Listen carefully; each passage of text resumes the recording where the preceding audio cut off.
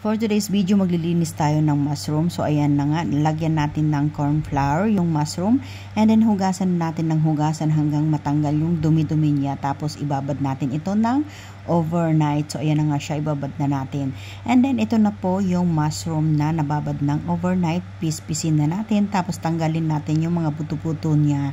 And then, magisa na tayo ng ginger at saka bawang. Tapos, ilagay na natin itong mushroom na nababad natin ng overnight. So, ayan na nga siya.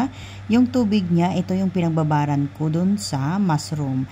And then, lagyan natin ng rock sugar at saka oyster, black sauce, light sauce, at saka chicken sauce. And syempre, yung betchin. So, ayan na nga siya, kumukulo na siya. Lutuin natin ito hanggang mawala ng tubig. And then, ito na siya. Pwede nang kumain. Thank you for watching.